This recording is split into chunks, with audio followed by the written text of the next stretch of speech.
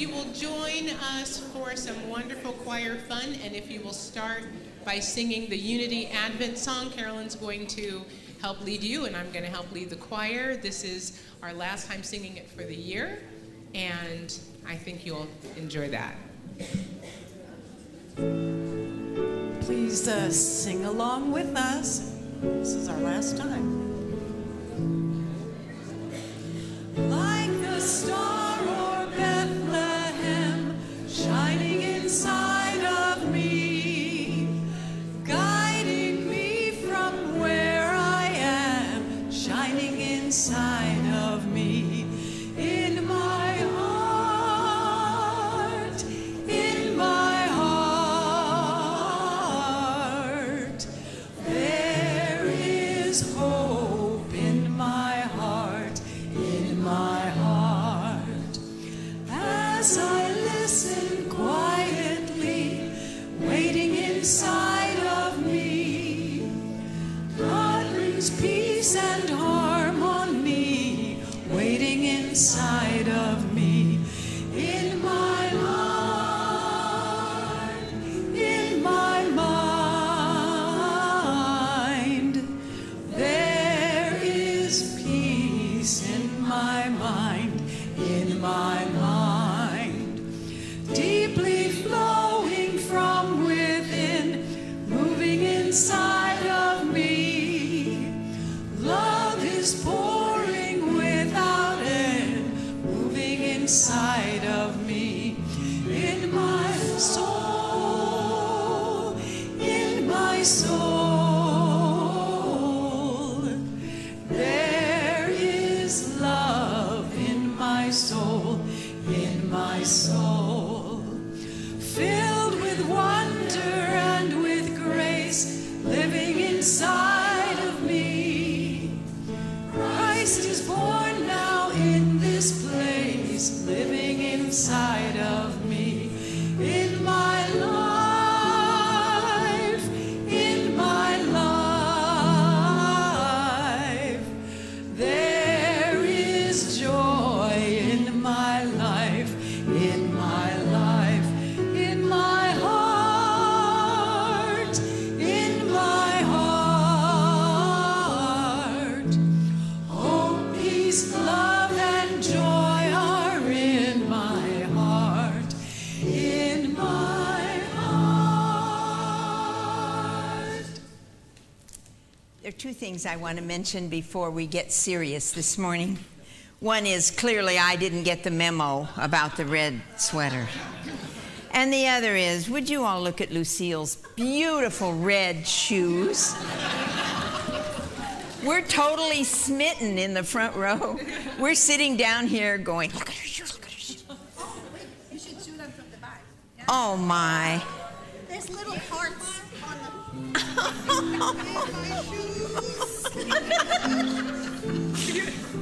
The choir is also getting goofy, so I hope that you're willing to join us tomorrow night for Christmas Eve, because we're all trying to figure out what day it is and what planet we're on and what's happening amongst us all. So as we come together today, right now, in this place, I want us to remember those people who have no place to go.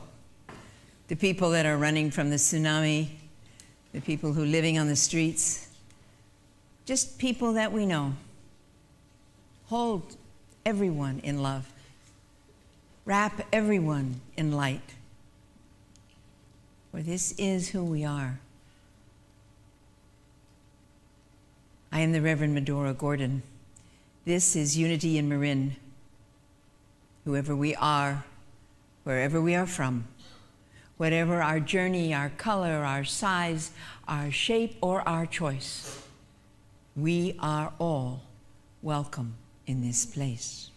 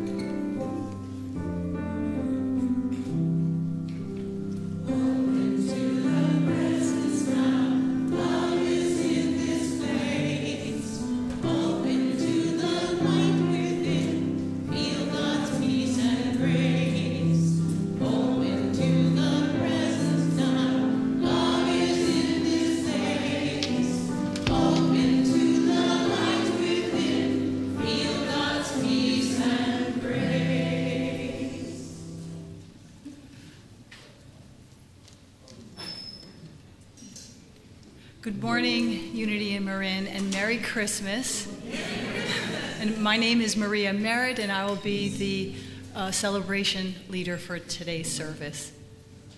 Just want a reminder that we have a very vibrant family ministry. So if you know of families with young children, with teens, please invite them to Unity in Marin and become a part of this awesome family ministry, because if you had been here last week, you would have seen the pageant, which was absolutely beautiful and awesome.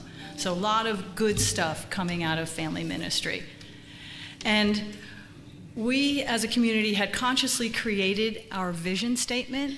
So if you could please say with me, we are a spiritual community committed to authenticity and the expression of love and support for each other in living an awakened, enlightened life. And then also we have 3 core commitments: connect, grow, and serve. And if you could say this with me, our connect commitment. We connect with spirit, inspiring each other, the community, and the world. So a way that we could connect is by the activities that we have here at Unity in Marin. This coming Wednesday, we are not going to have a midweek or Wednesday service, and the admin will be closed from Friday to January 1st. But we do have tomorrow the candlelight service, and which is absolutely, Christmas Eve candlelight service, absolutely beautiful. 2 services are offered from 5 to 6 and from 7 to 8. I urge you to come early. These seats do fill up, and it's just a very sacred, special service. And then while I'm on that slide, next Sunday, the 30th of December, is our Kwanzaa service, of which our wonderful, beautiful Cindy Acker will be sharing that message. And then on New Year's Eve, so a week from tomorrow, is the New Year's Eve drumming circle. And again, another fantastic service.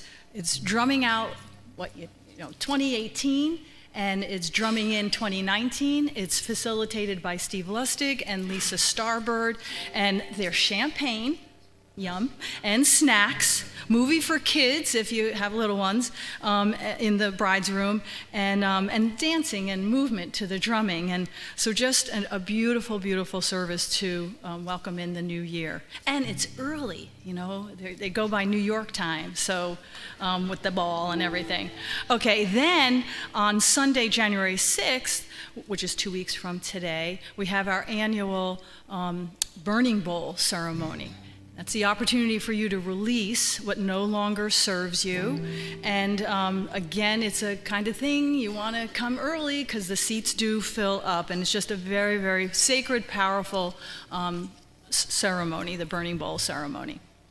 So if I could have the chaplain come forward, which is Gail Brown. And Gail brings up with her the prayer box. So you see these candles, the Advent candles lit, and it's a reminder of the light in all of us. That's a spark of divinity. And the prayer chaplains will take these, the prayer group or prayer team takes these prayer requests that you put in the prayer box and prays over them with you for 30 days. And then from there, it's sent on to Silent Unity for another 30 days of prayer. And the prayer chaplains are here to support you.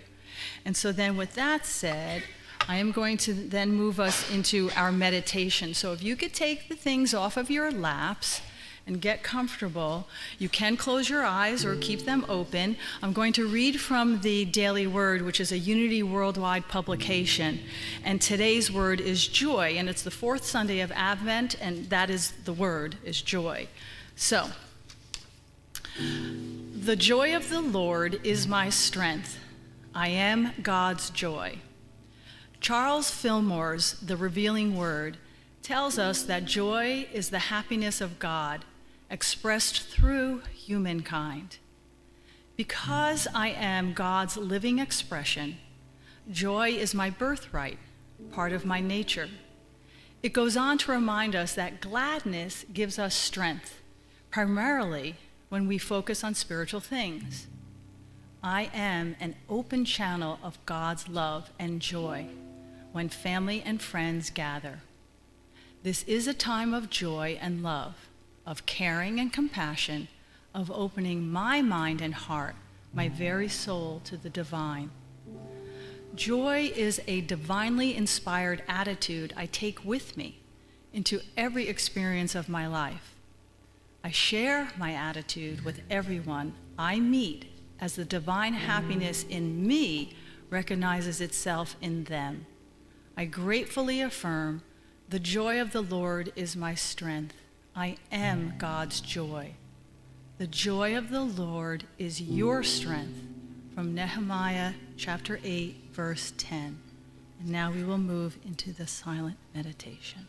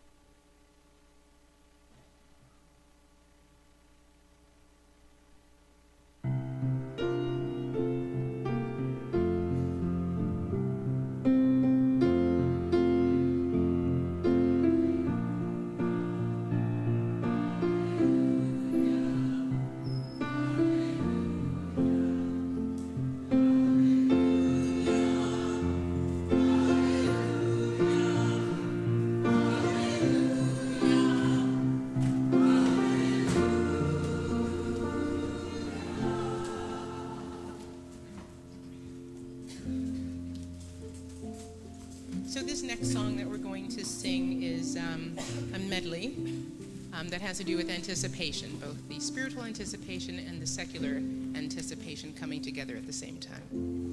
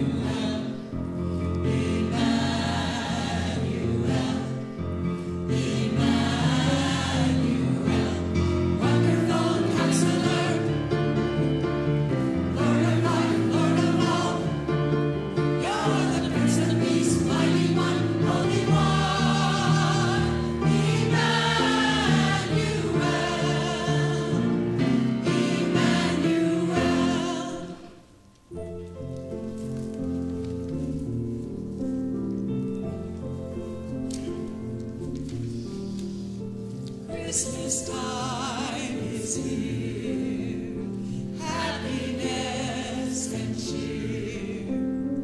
Fun for all the children call their favorite time of year. Snowflakes in the air, carols everywhere. All the times and ancient cars of love and dreams to share. Sleigh bells in the air, music everywhere. Yuletide by the fireside and joyful memories there. Christmas time is here, we'll be drawing near. Oh, that we could always see such spirit through the year. Oh, that we could always see such spirit through the year.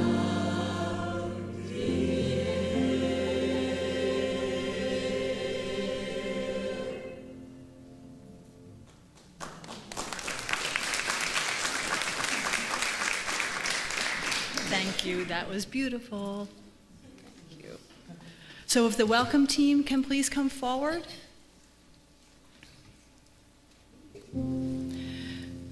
So we welcome you, especially if you're, well, we welcome everyone, but first-time visitors and first-time online visitors, and then the online regular visitors. We have a hub where we could answer questions about Unity in Marin, and that's in Unity Hall. And then also for our first-time visitors, if you would kindly raise your hand, and we have a packet to give you with some information about Unity in Marin. And again, in the Unity Hall, we have a table and many volunteers that could answer questions for you. And then thank you also to John and the tech team. Right? Yeah.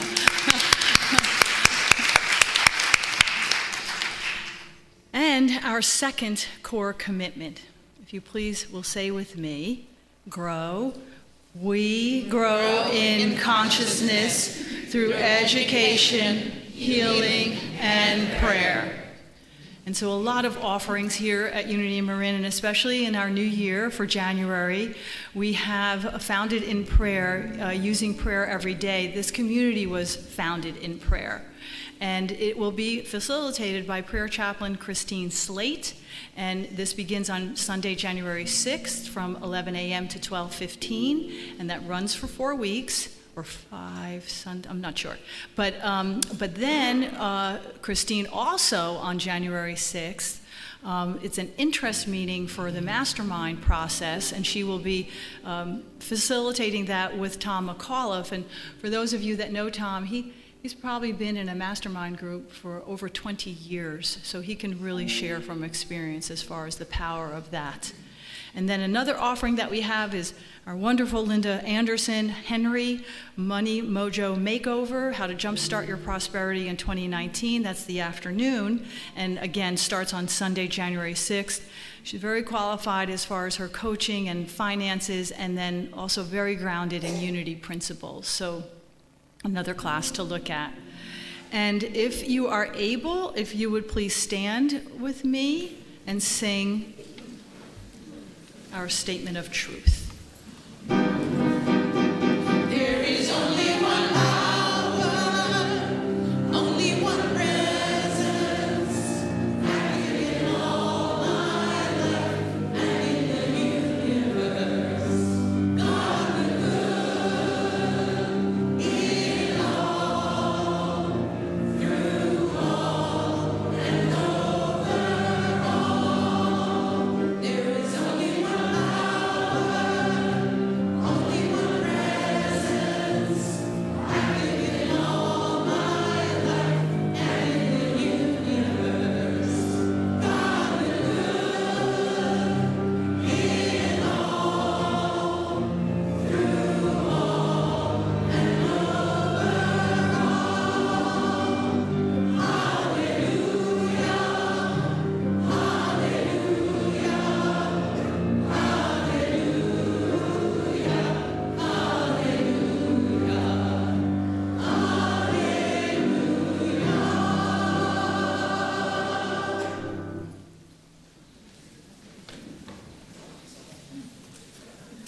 So if you haven't woken up for your Sunday, we're going to wake you up with this one. This is going to take the traditional and move it to the funky. So we're doing Handel's Messiah, redone by Quincy Jones. Hallelujah.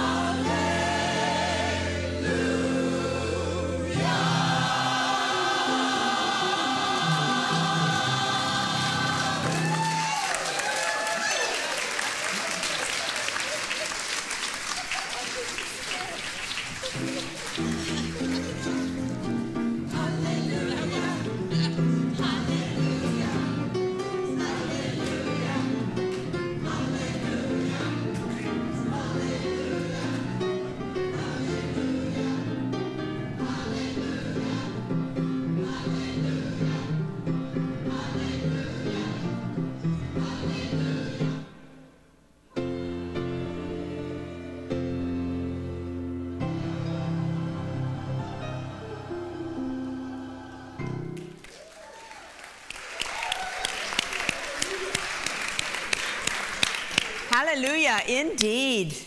Everybody awake now? I was laughing earlier because when we all came in this morning, everybody was going, oh, it's the 23rd, where's the coffee? I haven't gotten my shopping done. Have you noticed how sometimes on a couple of days before Christmas, everything that could possibly go wrong maybe goes wrong? You forget this, you don't do that. Something blows up. I have to laugh. My friend Sam, who helps put together all sorts of events and things here, is incredibly organized. And so yesterday, their hot water heater exploded in the garage. Now, mind you, Saturday before Christmas, but Sam's one of those really organized people who had all of her Christmas shopping done. Every single solitary bit, all done, all wrapped, all sitting. Did I mention on the floor in the garage? Did I mention the water heater and the flood and the... So anyway, let's pray for Sam. She isn't here today. Her family is here. I'm not here, but they're at her house, and they're going to get it all together, and the plumber came, and it was all fine, but isn't that sometimes just Advent for you? Advent is an ancient Latin term that is thousands of years old, and it means to come. And generally, the period of Advent are the 4 weeks before the birth of the Christ child and the actual birth of the Christ child, at least in Christian tradition. But I want you to know, if you don't already remember, the Christians swiped everything they possibly could from the pagans. So when they, you know, the pagan worship was what was abroad in the land when the Christians arrived, when the Israelites arrived. And so you've got a lot of goddess stuff and earth stuff and a lot of pagan. Pagan isn't wrong. Pagan was just what was here. And they had like the solstice. So the winter solstice was Wednesday night, and we celebrated it here, and it was beautiful. And isn't it interesting that somehow Christmas comes right after it? So Christian worship, Christmas, it's all, I don't know, it's one of those things that is ancient, and just because we celebrated doesn't mean it wasn't celebrated years and years and years before us. By the early 4th century, you know, Constantine made Christianity a state religion in about 385, something like that. And when you make something a state religion, it changed the whole concept of it. And what was happening then was that Christians then had to spend like 40 days getting prepared to be a Christian. It isn't like you could just walk up to somebody at a table and sort of sign up and say, hi, I'm here, I want to be a Christian. You had to study, you had to tithe, you had to meditate. It took 40 days, and it culminated in the celebration of the solstice, or Christmas Eve. Then 1,000 years later, Advent wreaths appeared, somewhere during the Protestant Reformation, and we still use that. 1,800 years later, we're still putting out an Advent wreath. It's the circle of life. It's the endless eternity of spirit. It's the never-endingness of what we are. The candles at that time came to represent the virtues of Jesus. Jesus was thought to bring hope, peace, love, joy. And then tomorrow night we light the white candle. It all culminates in the light of Christ that dwells in all of us. And, you know, that's all very tidy. You could go home from here and you've had a nice Advent lesson, and you could learn about the wreath, and people put them in their own homes. But the thing I think we're missing is the fact that Advent was rooted in revolution. You know, when the Romans came, the Christians already had, the followers of Jesus, there was already worship abroad in the land. And the Romans came, and not only did they overcome the government, and they overcame the temples, and they really sort of, they did rule everything. They brought their gods. And so Christianity believed in one God, and the Romans believed in a bunch of gods. God of light, God of this, God of that. And so to become a Christian wasn't just a passive acceptance of I believe in something. To become a Christian was to join the revolution. And it took 40 days. And you had to study, and you had to practice, and you had to know what you were about. But it wasn't just an acceptance of the status quo. There's nothing passive at all about Advent. And what the Christians were doing was they were trying to restore healing and wholeness, somehow trying to find joy in the darkness.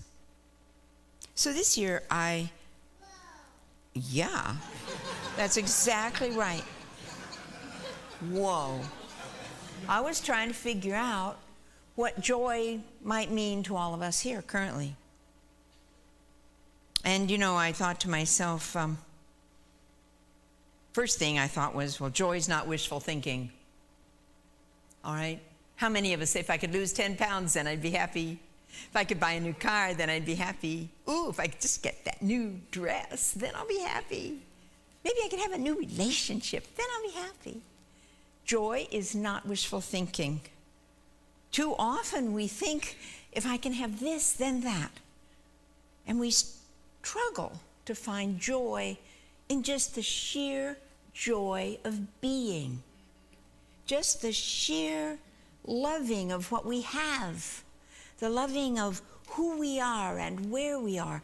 Just knowing that we're fine right here, right now, in this place, and we don't have to change a thing. But you know, here at home, I would bet that if you go out to the mall or finish off your shopping or whatever you're going to do today, go out and ask the first person you see and say, are you happy? Does a state of joy exist for you? Well, after they stop laughing, the answer is probably no. Charles and Myrtle Fillmore, they're Unity co-founders, and Charles wrote that joy means spiritual happiness. Spiritual happiness expressed through our divine ideas. It's our divine ideas that express joy. Joy is based on the divine law of love, not acquiring of things, not the sort of changing ways of being. Joy is based on the divine law of love. But to do that, we must incorporate joy into our very way of being. For until such time as we discover joy, it's almost impossible to have faith. And without faith, there can be no peace. And without peace, it's really hard for love. It's all like building blocks. Those candles have names for a reason. It's hope, peace, love, joy. They build on one another. They're not independent. Okay, so now we figured out joy isn't wishful thinking. Joy is something that we are. And we practice our principles, our spiritual principles here. And principle 3 is our minds create our reality. So, if we're strung out, there's no joy. And then, if we're strung out, then what is our reality? How do we create love? Where does this divine idea come from? When all we want to do is express anger. If you're turning on the television, turn it off. I'm quite smitten with Peanuts, actually. And Lucy is really a curmudgeon. Lucy, who gives Charlie Brown such a bad idea all the time. She's really hard for him. And occasionally, Lucy goes out in some comic strip and rages at the darkness. She will stand there and say, "Stupid darkness." And yet, isn't that something that we want to do? We need to pull back from that. We need to shut it off if we can. We need to find ways, all of us, to create joy, for we create it. At the time when the early Christians were looking for wholeness, they were looking for recovery, and we can do the same thing. For this is very much a revolutionary period for all of us, no matter where we are, no matter how we stand.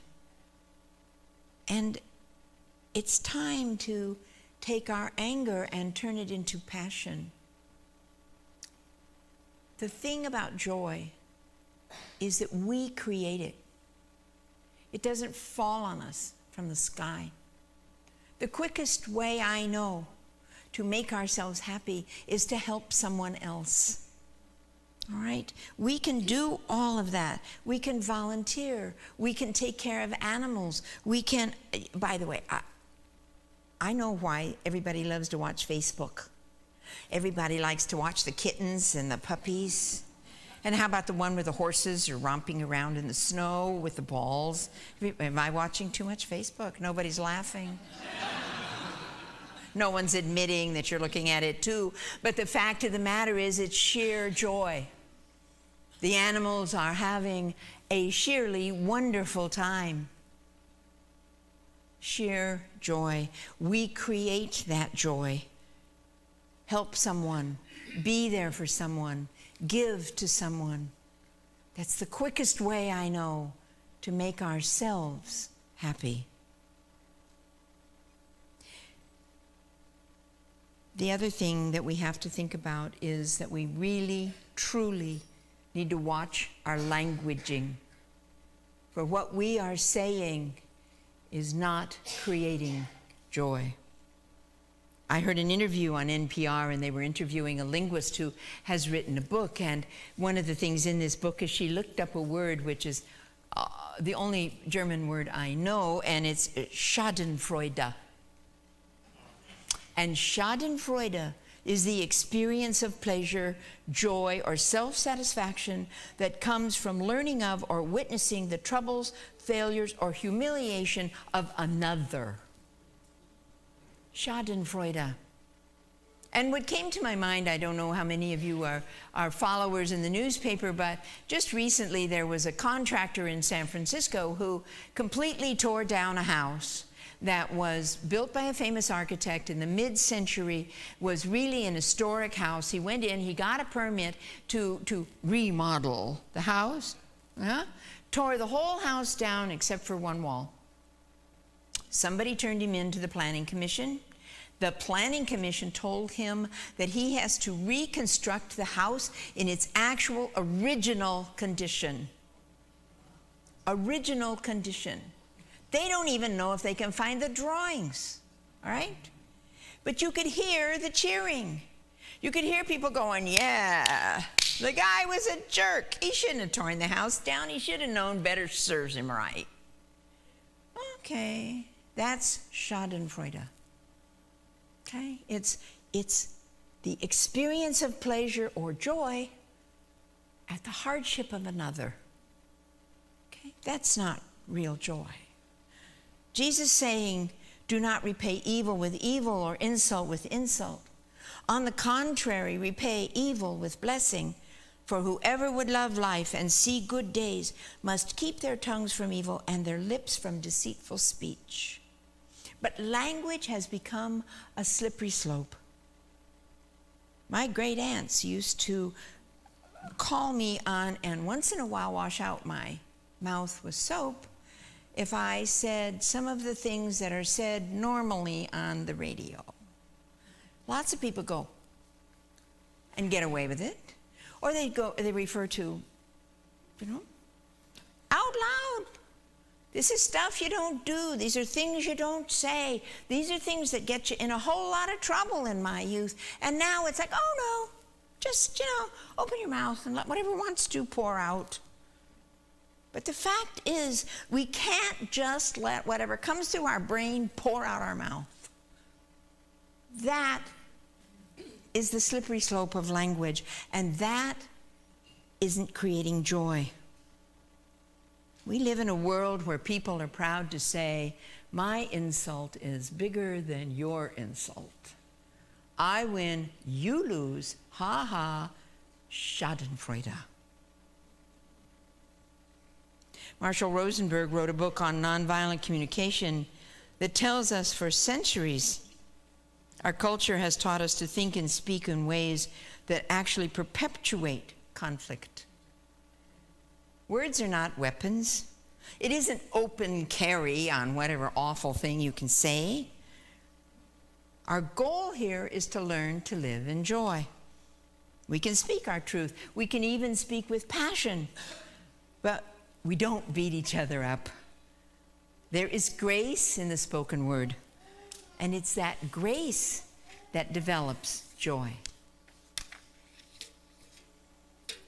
So a couple of things to remember about joy, because it isn't easy when you first start thinking about it. Fillmore taught us that joy is our birthright. It's part of our very nature. And it reminds us that gladness gives us strength. So think about it. If you feel like you've had a divine idea and you've succeeded with it and you're feeling joy, don't you feel a little stronger? But if it's not working and you're feeling grumpy and you're getting mad, then you're not as strong as you might be. It's our birthright. It gives us strength, particularly when we focus on spiritual things. Another thing to remember is that joy is based on divine ideas. All of us have divine ideas. Everybody. It's mind, idea, expression. Just because the word divine in front of it doesn't mean you don't have one. Everyone has divine ideas, and our joy is based on that. Divine ideas are based in love. They are building blocks for hope, peace, faith, joy. The third thing, first thing is joy is our birthright. Second thing is joy is based on divine ideas. The third thing is joy is not passive. Joy is not something that falls on us from the sky. There is no future tense to the word joy. Joy is right now, right here, right as we are, in this very place. And it's something that we make.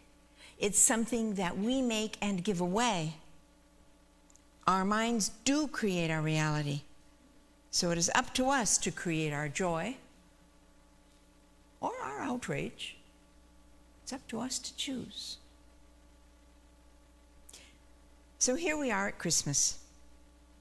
And Advent has familiar themes of waiting and peacefulness. And I don't know, there seems to be plenty of money around, and people are putting up lights like never before and buying things apparently like never before. And my question to you is, are we happy? In spite of all this, is there joy? You know, waiting works if we live in a world where we know that a little more patience generally does us good. But how does wait, be patient, how does that work in a context of violence and despair? If you're locked out at the border, or you're sleeping on the street, or you can't provide for your family, and someone says, oh, wait, it'll get better. What if we're tired of waiting? What if our patience has run out? What if, try as we may, we have no joy? Remember, Advent is rooted in revolution. Its Advent is rooted in revolution. Is it possible that communities like Marin County, it's beautiful, let's face it, it's lovely, this is a gorgeous room, we're all in a wonderful, blessed, wonderful space, and we have this sort of carefully created experience of this season. It's beautiful, it's lasting, it's moving, it's the trees and the lights, and yet in the middle of all that, are we missing, or are we at least masking our connection to a messy, broken, violent world? Advent was rooted in revolution. We mustn't ever forget that it's ours to do. And how do the recent events, whatever you may see them, in all of their heartbreaking complexity, how is it that those recent events aren't we called to something more? We're called to more than the beauty of the lights in the world. It's wonderful, yes, but we're called to more. Advent invites us to see ourselves as these wonderful quantum particles that can't exist each without the other. We are tangled and we are entangled in such a way that none of us can be described as independent. If you hurt, I hurt. If we have no joy, nobody has any joy. We're entangled, we're all together, and it is up to us to create it. Joy is our birthright. Joy is based on divine ideas, and joy is not passive. This season is about keeping our eyes open. It's about keeping alert to injustice, meeting that injustice with love and grace and joy. Joy is not wishful thinking. It is risk and action and the courage to undertake both. And so it is. Amen.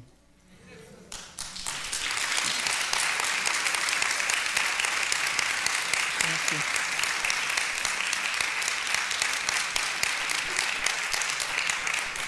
you. Would you all please join me in the denial and the affirmation that's coming up on the screen? And we'll say it together. Everyone ready? Darkness does not overcome me. And our affirmation, spiritual happiness is my strength. Now, as the ushers come forward, please remember that part of the joy of this season is giving and receiving. We are as grateful to give as we are to receive. This is a wonderful, beautiful community in a wonderful, beautiful place. So give with joy. Give from your hearts. It is all well. Thank you.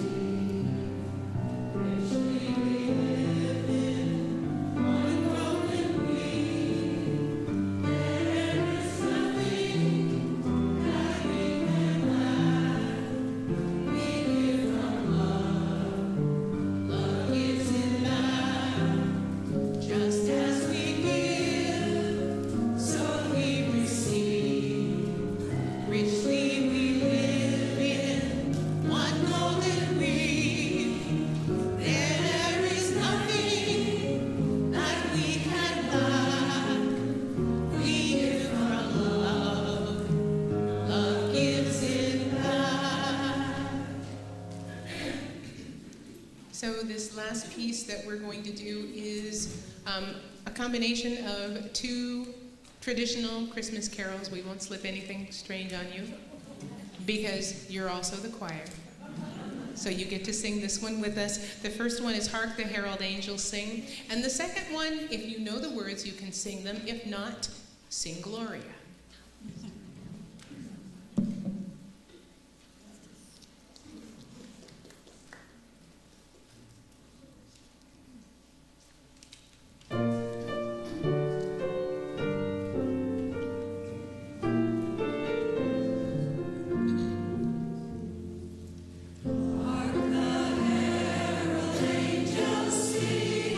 Glory to the newborn King.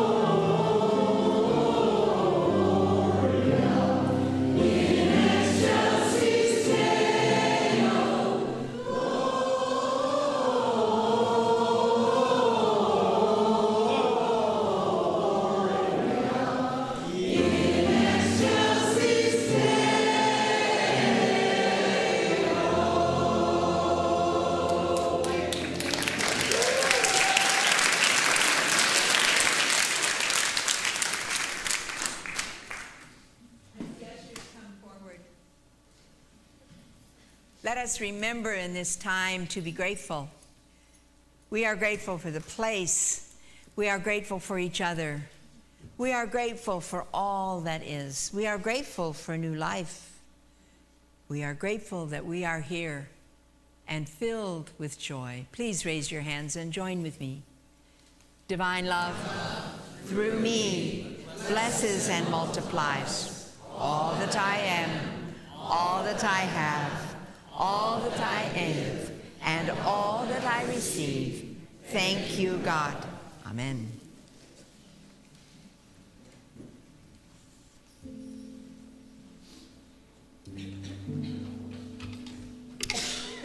So a big thank you to Medora for this wonderful talk.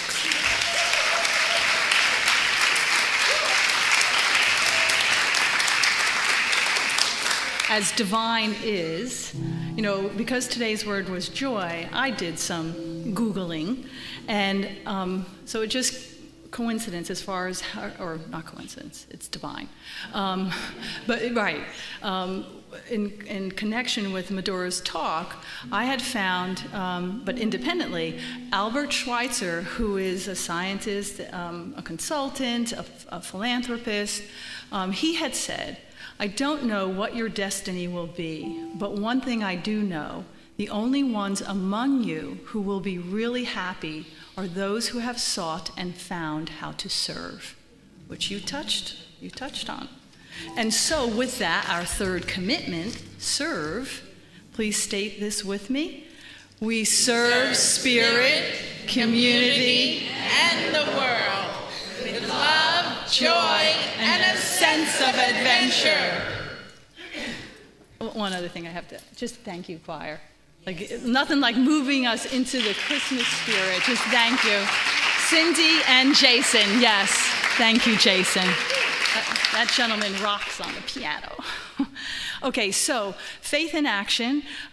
We have 179 pledgers who have committed. There are 400 plus members within our community. So for those of you who maybe haven't submitted your pledge yet, but will by the end of this year, would be greatly appreciated. You know, again, we're having this new minister come, and we want to have just strong financial standing. And with that, Lou, you're on this side. Come on up, Lou.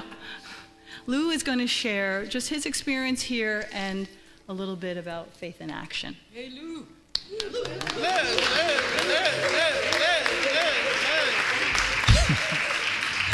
Hello, Unity. A few of the faces are different here from the last class, but some of you came back. I am here to speak about faith in action that I learned by coming here, I guess. I didn't normally donate much to the Catholic Church when I was young and when Gail and I got married. But I knew that there was more to us than just this mortal life, that we were spiritual beings, and we need to recognize that and be able to address it and learn from it as well as we can. Gail and I moved to Marin in '77, and you know, we were not rich, but we were lucky to find a nice home, and we somehow found a way to afford it. But we also wanted, you know, more spirituality around us, in us, and I kind of looked to, you know, seeking consciousness. I was a member before I moved over here of transcendental meditation, which was interesting, and it caused me to read a lot, buy lots of books about many different ways of serving and becoming spiritual. But it was really seeking consciousness.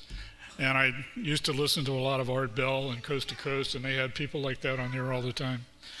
But I mentioned that we wanted to find someplace here, and she looked in the paper, and there was an ad from Unity In Marin, which I'd never heard of, didn't know where it was.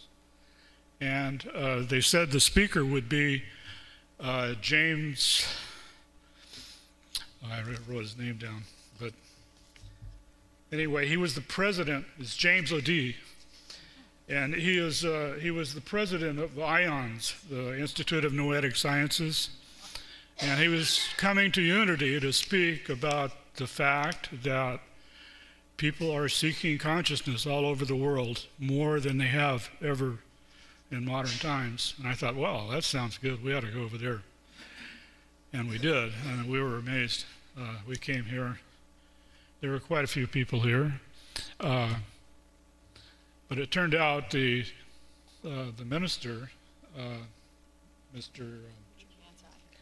Manti, was not here. He was on a sabbatical.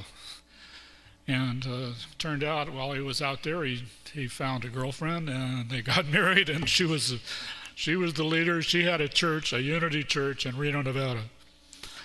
So he was dealing with retirement, so he decided he would retire and go to Nevada.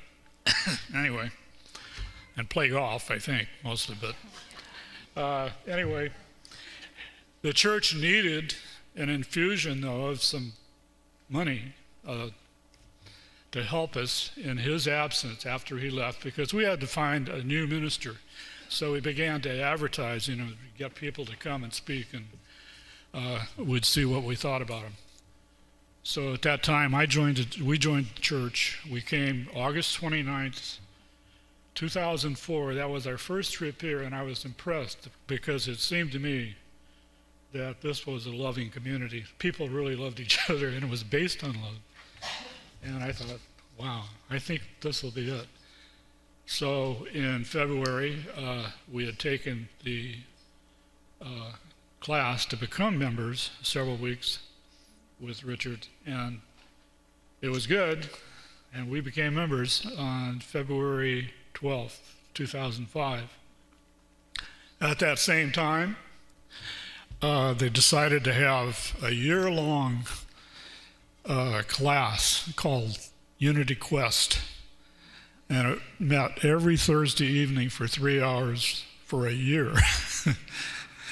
And I missed a couple of them, and they didn't show up a couple times for holidays, but it went on, and that was very revealing, because it talked about Unity Church and the people in it, the things they study, and what it means to them, and what the subject was. The very first week was called Spiritual Friends, and that exactly describes our community. We are a community of spiritual friends. Sometimes they thin out. Today there's not so many of us here. Sometimes it's full. But I found many opportunities to volunteer. I was a chaplain for several years. Before that, I was on Helping Hands, where you'd have to go get somebody to the doctor or someplace. And I used to drive people to church. Had Bonnie on my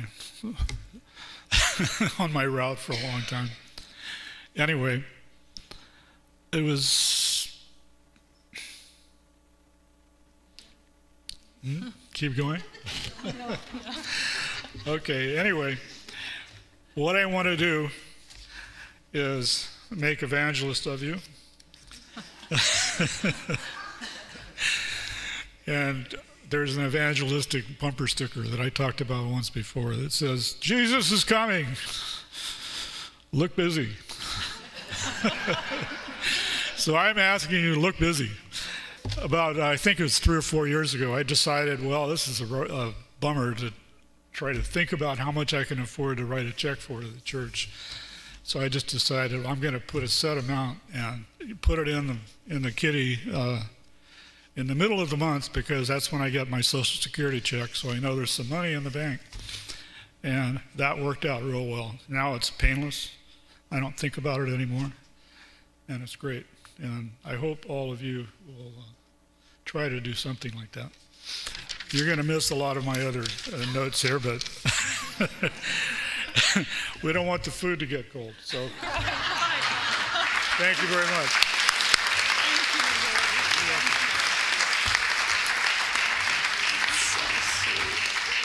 Thank you, Lou. So YOU pie sale, that is today. Final sales and last delivery for today. So to support the YOU, go get your pies. The next thing, if you could sponsor for hospitality or flowers, and see the wonderful Charzelle in Unity Hall. And so flower sponsors today were Ken and then Georgianne. And again, a special prayer for Georgianne. It was 30 years ago that her husband was on that flight. These beautiful flowers were arranged by Lee Young. And then our hospitality and flower sponsor is also Kevin Seaver, in loving memory of her mom. Also, if you could support our bookstore, Christine Morgan and her team, maybe some last-minute Christmas presents that you may pick up there, but please go visit the bookstore at the end of the breezeway. And if I could have the prayer chaplain stand up. Yay. And just, if you need, whether it's a joy or a concern, you meet with these angels because they're the ones who keep us in the now, and they are a gift to this community and hold you in prayer. So thank you, prayer chaplains. And if able, please stand and we will state the prayer for protection.